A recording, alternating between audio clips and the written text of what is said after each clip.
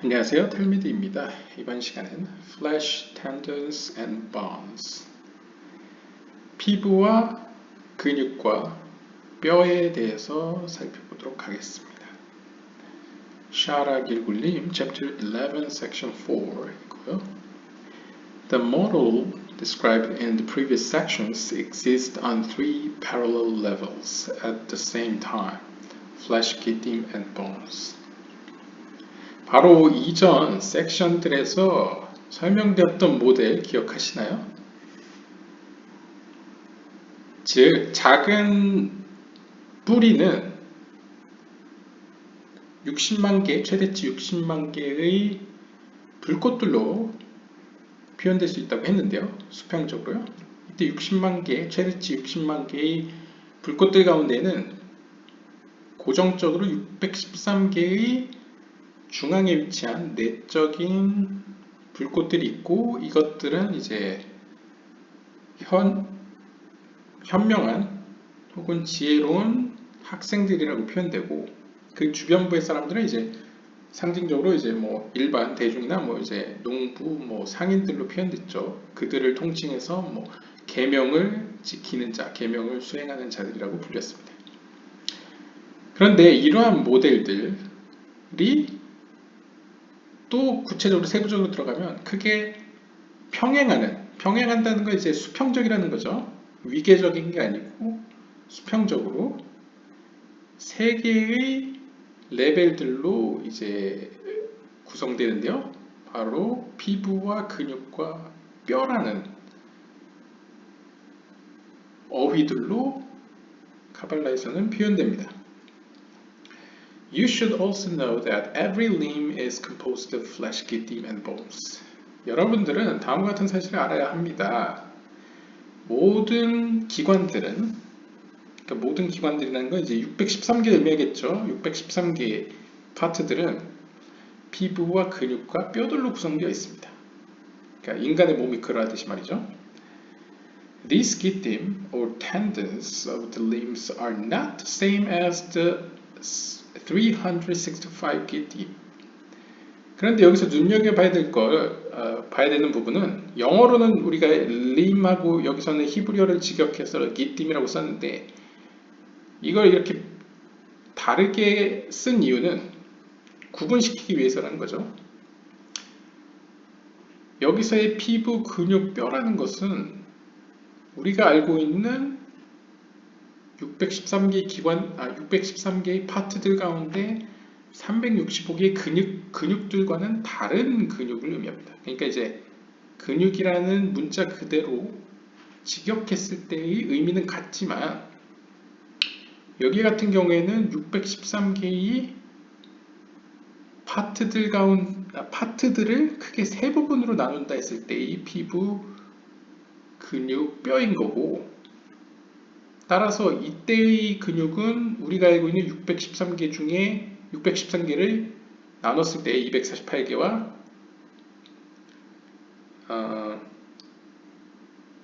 248개와 그다음에 365개 할 때의 365개의 근육과는 다른 의미라는 것이죠. 네, 그걸 이야기하고 있고요. 그래서 여기서는 the Hebrew word gittim is normally translated as tendons or sinews. 히브리어로 기띔이라는 거는 번역을 하면 근육이라는 뜻입니다. 힘줄 혹은 근육. Elsewhere, we have always translated as sinews. 그래서 이 기띔이라고 써 있는 글들은 다른 데에서도 우리는 이 글을 번역한 분들은 이제 sinews, 뭐 힘줄이라거나 that is probably the best translation for the intention of the author. 근육 혹은 힘줄이라고 번역했습니다. 왜냐하면 그게 이제 자신들이 보기에 이상 루리아가 의도한 해석에 가장 가깝기 때문입니다. 하지만 here we have preferred to leave gittim without translation to emphasize the distinction between the two different concepts of gittim that will be explained now. 하지만 여기서는 이제 365개의 근육들과 이 613개를 크게 세 부분으로 나눴을 때의 근육을 구분시키기 위해서 여기서의 이 세 개의 부분으로 나눠지는 근육은 그냥 기띔이라는 히브리어 직역으로, 히브리어 발음으로 그냥 놔두기로 정했다 라는 것을 이제 독자에게 알려주고 있습니다. In every partouf, there are 248 limbs and 365 sinews. 기띠. 자, 보편적으로 우리는 하나의 파르추프는 613개의 파트들로 구성되어 있고 613개의 파트들은 크게 두 가지 248개의 기관들과 365개의 근육들로 구성되어 있다고 배웠죠. 이때의 근육이라는 것도 히브리어로는 똑같이 기띠입니다. Sometimes we refer to them in short as 613 limbs. 그리고 대부분의 경우에는 우리는 이렇게 248, 365라고 표현하기보다는 그냥 짧게 합쳐서 613 기관들이라고 그냥 통칭합니다. The Gittim tendons under discussion here, however, 하지만 여기서 언급할 Gittim, 근육이라는 것은 refer to an intermediate level of the body structure situated between the flesh, which is external to it, and the bones, or more specifically the bone marrow, which is internal to it. 근데 이번에 표현할 이 613개를 크게 세 부분으로 나눴을 때의 근육은, 그러니까 앞에는 통상적으로 가장 많이 사용되는 613을 두 개로 나눴을 때의 근육이 365개고 여기서는 613을 크게 세 부분으로 나눴을 때의 근육, 다른 구분법에서의 근육이죠. 이 근육은 역할이 피부라고 명칭되어지는, 우리가 약속한 거죠. 이것도 카발라적 용어로서 우리가 피부라고 부르지만 그 의미는 무언가의 내적인, 죄송합니다. 반대로 외적인 부분을 의미하고요. 그 다음에 가장 은밀하고 내적인 부분은 우리가 뼈 혹은 더 정확히는 이제 뼈의 골수라고 부르기로 약속합니다. 이거는 쉽게 상상이 가죠. 골수라는 거는 뼈라는 걸로 둘러싸여 있어서 이제 숨겨져 있죠. 뼈 안에 있죠. 그리고 그 골수를 둘러싸고 있는 게 근육이고, 죄송합니다. 골수를 뼈가 둘러싸고 있고 뼈를 근육이 둘러싸고 있고 근육을 피부가 둘러싸고 있죠. 그러니까 피부는 가장 어떤 외적인 부분이고 골수는 가장 내적인 부분이라고 할 수 있습니다. 그래서 이제 골수라고도 하고 아니면 더 큰 의미에서 확장된 의미에서 뼈들이라고도 부르죠. 아무튼 중요한 건 이 내적인 뼈와 외적인 피부를 중간에서 연결시켜 주는 것이 바로 근육입니다. Together, they comprise three separate, parallel, congruent, and equal parts of him. The only difference between them is that one is more internal and the other is more external. 그런데 이 세 개로 나누는 구분법은 어떻게 보면 앞에 살펴봤던 613개의 지혜로운 학생들을 혹은 613개의 어떤 하나의 파르추프를 구성하는 613개를 크게 세 부분으로 나눈 것이기 때문에 물론 기능적으로는 위계적으로 위치할 수는 있지만 그들의 어떤 기능적인 부분이 아니라 어떤 중요도에 있어서, 왜냐하면 각각의 역할에서의 중요도에 있어서는 분리되어 있고 평행하며 협력하며 그리고 똑같은 지위를 갖는 파르추프들입니다. 그러니까 이 각각은 큰 의미에서 작은 단위의 또 다른 파르추프들이라는 것이죠. 그리고 그 파르추프들은 비록 기능적으로는 수직적으로 위치해 있지만 그들의 중요도에 있어서, 왜냐하면 그들 중에 하나가 없어도 안 되는 것이죠. 왜냐하면 피부는 어떻게 보면 내면에 있는 걸 보호할 역할이 있고 근육은 내적인 것과 외적인 걸 연결할 어떤 필요성이 있고, 그다음에 골수 혹은 뼈는 어떻게 보면 가장 중요한 부분이죠. 그렇기 때문에 이 세 개는 서로가 서로를 필요로 하면서 그럼에도 동시에 독립적으로 존재하고 똑같은 지위를 가지고 있는 파르추프들입니다. 그들의 차이라고 한다면 하나는 더 안에 있고 다른 하나는 더 밖에 있다는 것뿐이죠. Consequently, the 613 Sparks, who are the students of wisdom of these heel of the left leg of the left shoulder consists of 3 divisions. 그래서 결과적으로 우리가 이전 영상에서 살펴봤던 아담의 왼쪽 어깨, 즉 다시 말하면 가인, 그리고 그 가인의 왼쪽 다리의 발목, 이 발목, 즉 가인의 613개의 큰 뿌리들 가운데 한 뿌리의 subdivided 하위 카테고리가 됐을 때, 수직적으로 이제 내려갔을 때의 70개의 작은 뿌리들 가운데 그 하나의 작은 뿌리가 불꽃의 세계로 왔을 때 60만 개, 최대치 60만 개의 불꽃들로 구성되겠죠. 그 60만 개 중에 이제 혹은 60만 개 혹은 그 밑에 숫자의 불꽃들 가운데 613개는 꼭 고정된 613개의 값은 혹은 613개의 불꽃들은 바로 지혜로운 학생들이죠. 그리고 이 지혜로운 학생은 상징적으로 내적인 불꽃을 의미합니다. 이 내적인 불꽃은 앞에서 설명했던 피부, 근육, 뼈의 단계로 이제 세 부분으로 구성되어 있습니다. These are, as already mentioned, the flesh, gittim, and bones. 이렇게 세 개로 구성되어 있죠. It is the same for the other external sparks who are the active people, as explained previously.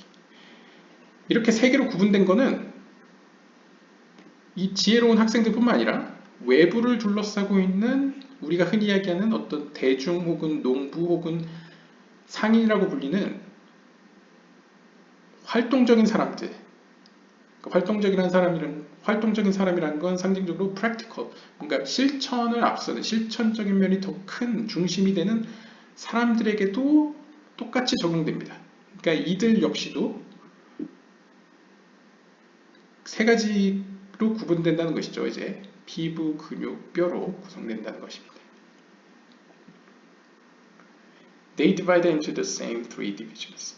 It is interesting to note the term the Ari used here to describe the external sparks.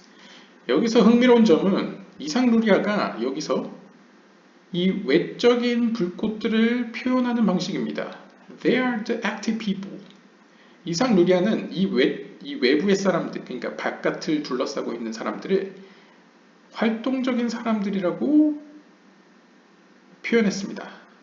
Similarly, in the last section, he called them those that do mitzvot. 기억하실지 모르겠는데 이전 섹션에서 이상루리아는 그들을 뭐라고 불렀냐면 mitzvot, 계명을 실천하는 자들, 계명을 수행하는 자들이라고 불렀었습니다. These terms are in opposition to the students of the wise, scholars and saints, who are seen as more sedentary and contemplative, whose accomplishments are in the realm of the mind more than that of actions and deeds. 그래서 이 계명을 수행하는 자들 혹은 활동적인 자들이라는 표현은 언어적으로 그리고 문맥적으로 지혜로운 학생들 혹은 학자들, 더 나아가선 성자 혹은 현자들의 반대되는 표현입니다. 왜냐하면 이러한 현자들이나 성자, 학생들은 보통 활동적인 사람들보다 더 앉아있는 시간이 많죠. 그리고 그들은 보다 사변적입니다. 관상가이기도 하죠. 그리고 그들이 일궈내는 성취들은 어떤 실천적이고 어떤 물리적인 행동이나 행위보다는 어떤 정신의 세계에 놓여 있습니다. 그러니까 이제 쉽게 이야기하면 성경을 연구하고 기도하고 신께 찬양을 돌리고 이걸 어떻게 보면 정신적 영역에 더 가깝죠. 물론 모든 행위에는 이제 모든 표현에는 말과 이제 손발의 움직임이 동반되긴 하지만 어떤 정신적인 부분이 더 비중이 큽니다. 상대적으로요. 이제 바깥 일을 하는 사람보다는요. Nevertheless, 그러나 it seems obvious that these terms are relative and not absolute. 그러나 우리가 실제 일상을 살펴보면 이러한 표현은 상대적인 의미이지 결코 절대적 의미가 아닙니다. 예를 들면 the Torah scholars certainly perform mitzvot and act in the world when they must. But the center of gravity of them is more in the mind than in action. 가령 성경을 연구하는 학자들을 보십시오. 그들도 분명히 다른 유대인들처럼 계명을 수행합니다. 그리고 현세에서 이 세상에서 자신들의 할 일을 하죠. 왜냐하면 특히 고대 중세에는 보면 랍비들도 상업을 하거나 금융업을 했습니다. 그러니까 일상도 하면서 성경도 연구하고 그런 랍비도 있었죠. 그런 걸 봤을 때 이것은 절대적 표현이 아니라 이제 상대적으로 이러한 어떤 정신적 활동을 하는 이런 학생들이나 랍비들은 그들의 중심이 행동보다는 이제 정신세계에 있다는 의미에서 이렇게 표현했다는 것이죠. Similarly, 마찬가지로 the householder, merchants, farmers, and all the other masses certainly have intellectual accomplishments. 마찬가지로 가정일을 하는 사람이라고 해서 혹은 상인이거나 농부라고 해서 그들은 전혀 지적인 활동을 하지 않는다? 전혀 그렇지 않죠. 특히 유대교를 보시면 샤밧, 안식일이 되면 그들은 회당에 모여서 성경을 연구합니다. 그리고 일상 중에서도 회당에 들려서 저녁에 토라를 읽고 연구하는 사람도 과거로부터 있었습니다. 그래서 그들도 어떻게 보면 바깥 활동도 하면서 지적인 활동도 분명합니다. 하지만 비중에 있어서 혹은 중심에 있어서 학생들보다는 이제 활동적인 면이 더 크다는 거죠. Furthermore, 여기서 덧붙이자면 since the time of the Baal Shem Tov and even before that, it is not uncommon for the Torah scholars and saints to be hidden among the common people.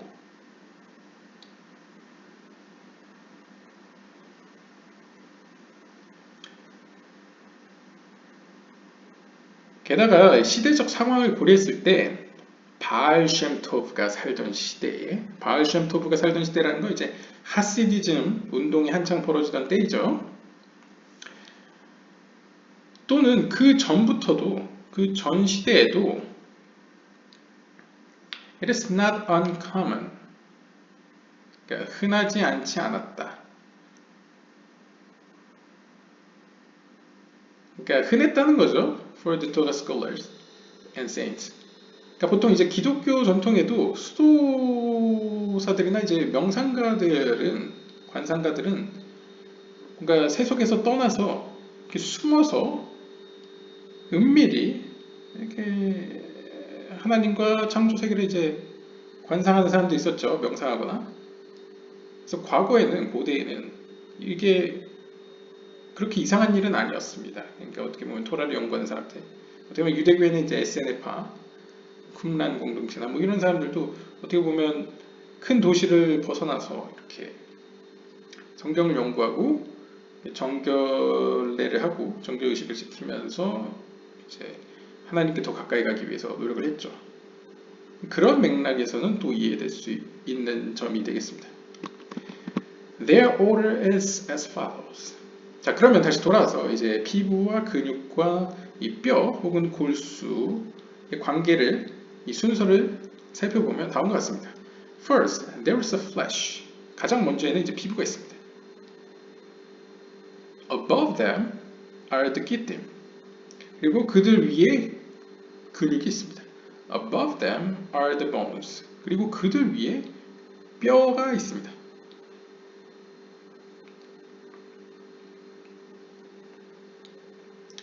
이거는 이제 기능적으로 어떤 것이 영적으로 위에 있는지를 표현한 것 같습니다.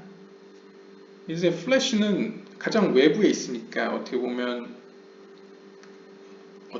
외적인 세계, 즉 어떻게 보면 좀 더 물리적으로 이렇게 표현되는 측면에 더 가깝죠. 반면에 이제 근육으로 갈수록 더 뼈로 갈수록 더 내적인 부분, 숨겨져 있는 부분, 즉 숨겨져 있고 내적이라는 건 영적인 세계에 더 가깝다는 거죠. 그렇기 때문에 영적인 순위로 보면 플래시 위에 피부 위에 근육이 있고 근육 위에 뼈가 있다고 표현할 수 있습니다. 그런데 여기서 뼈는 특징이 있는데요. Because of the marrow that's within them, as opposed to the hard substance that comprises the bones themselves. 재밌는 점은 피부에서 근육을 거쳐 뼈로 갈수록 점점 단단한 재질이죠. 근데 재밌는 점은 뼈라는 가장 단단한 물질 안에는 어떻게 보면 가장 부드러운 골수라는 것이 들어있다는 점입니다. 그런데 재밌는 점은 이 골수는 이 뼈들을 어떻게 보면 셋 중에 어떻게 보면 가장 단단한 물질인 이 뼈를 이루고 있죠. 이렇게 이어주고 있고요. 이것은 이제 히브리어와 카발라에서 사용되는 용어를 살펴보면 알 수 있는데요. The Ari always calls the marrow of the bones moach or mochin. 그래서 이 모ach 혹은 모힌을 굉장히 카발라나 세페르 조아르에서 많이 보았을 겁니다. 이 모힌은 보통 에센스라고 번역을 하는데요. 에센스 혹은 보통 brain 여기서 나오죠. brain 혹은 brains라고 표현합니다. 근데 사실 뼈와 관련돼서는 이 두뇌가 뼈에 있을 리는 없잖아요. 그러니까 부드러운 부분인 두개골 안에 있는 두뇌처럼 뼈 안에 있는 골수를 의미한다고 볼 수 있습니다. 그래서 이상 루리아는 항상 이 뼈의 골수를 모ach or mohin, 즉 두뇌, 뇌 혹은 두뇌들이라고 불렀습니다. These are the brains equivalent to the light. 그리고 우리가 아주 이전의 영상에 보시면 이 모힌, 이 brains라고 불리는 해석되는 영어로 두뇌라고 번역되는 것은 좀 더 확장된 의미를 에센스고 어떤 정수, 그 다음에 에센스는 더 카발라적인 의미로는 빛에 해당되죠. 그래서 빛과 그릇에서 이제 빛을 우리가 에센스, 그리고 이걸 세속적 이제 어떤 물질적인 의미로 이제 두뇌, 뇌라고 표현했습니다. The internal and highest part of every partsuf. 그래서 모든 파르추프에는 어떻게 보면 세 부분으로 이제 구성되어 있고 피부와 근육과 뼈, 그 중에서 뼈는 상징적으로 골수를 의미하는데 골수는 brain, 뇌라고 불려지기 때문에 그것은 에센스로서 빛을 의미합니다. 그러니까 모든 파르추프는 또 작은 하나의 그릇으로서 빛을 받는 하나의 기관이라고 표현할 수 있겠죠. 하나의 객체. 그랬을 때 이 골수는 어떻게 보면 빛이라고도 볼 수 있겠습니다. 이와 관련해서는 Chapter 1 and Appendix 42, Chapter 42, verse 1. 그래서 이와 관련돼서 1장과 부록된 42장 1절을 한번 살펴봐 주시기 바랍니다. Thus, 따라서 the partsuf of nukva vasiya has been explained. 자, 이렇게 해서 우리가 하나의 예시로 사용했던 아담의 왼쪽 어깨였던 아시아 세계의 누쿠바의 한 파르추프를 살펴보았습니다. 즉 가인이라고 불리는 한 파르추프를 살펴본 거죠. 자, it was entirely included within Adam. 그리고 그 카인이라고 불리는 이 작은 아담의 기준에서는 작은 하나의 파르추프였던 이 하나의 파르추프는 전적으로 아담 안에 포함되어 있었습니다. 여기서 우리가 알 수 있는 점은 You can infer from it all other particulars, even as far as 아리간핀 of Atzut. 자, 우리가 예시로 든 아시아계인 누쿠바의 한 파르추프도 이러한데 하물며 저 높은 아시아계의 누쿠바와는 비교할 수 없는 더 영적인 세계에 가까운 아찔루트 세계의 아리간핀도 비록 영적으로 격차는 크지만 그것도 형태적으로는 유사하다는 것이죠. 그들도 마찬가지로 어떻게 보면 크게 세부적으로는 이렇게 세부적으로 이제 구체적으로 들어가면 이제 세 부분으로 구성되어 있고 또 하나는 613개 같고 613개는 3개와 같고 3개는 7개, 7개는 12개, 12개는 뭐 70개, 70개는 뭐 60만 개와 같다는 식의 이런 어떤 카발라적 표현이 가능한 것이죠. 아리간핀, 아질로트계 아리간핀에도 적용된다. 혹은 그 체계로 아리간핀도 설명될 수 있다는 것이죠. In the previous section, it was stated that Adam is the partner of Nukva Vasya. 이전 섹션에서 우리는 이전 섹션에서의 아담이라는 것은 아시아계의 누쿠바의 한 파르추프로서 표현되었습니다. Here it is stated explicitly that Nukva Vasya is one of the parchufim of Adam. 그러니까 이제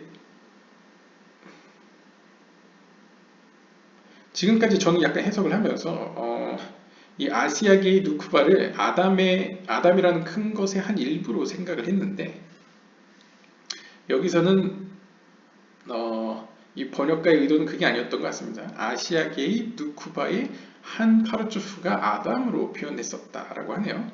네. 하지만 뭐 어쨌든 결론에 있어서는 똑같네요. 하지만 이번 섹션에서는 특별하게 아시아계의 누쿠바를 아담의 파르추핌들 가운데 하나로서 여기서 표현하고 있습니다. It should be obvious to students by now that these are one and the same. 하지만 지금의 여기까지 배운 학생들은 아마도 이것들이 모순 없이 같은 것이다라는 것을 이해할 수 있을 것입니다. 좀 의역을 하면요. It should be obvious to students by now that these are one and the same. 그러니까 이제 1은 613과 같고 613은 뭐 또 반복하네요. 3과 같고 3은 7과 같다는 이러한 우리가 지금까지 이전 섹션에 이어서 배웠지 않습니까? 그것의 베이스를 두고 이걸 살펴봤을 때 사실 어떻게 보면 피조 세계의 핵심인 어떻게 보면 영혼들의 총체합인 아담이라는 이 어떤 관념이 누쿠바 세계의 아시아 세계의 하나의 아시아 세계의 누쿠바의 한 파르추프이든 아니면 아담의 여러 파르추프인 가운데 하나로서 아시아 세계의 누쿠바든 그렇게 크게 의미가 없다는 거죠. 상관이 없다 라고 보는 것 같습니다. 이거 볼 때는요.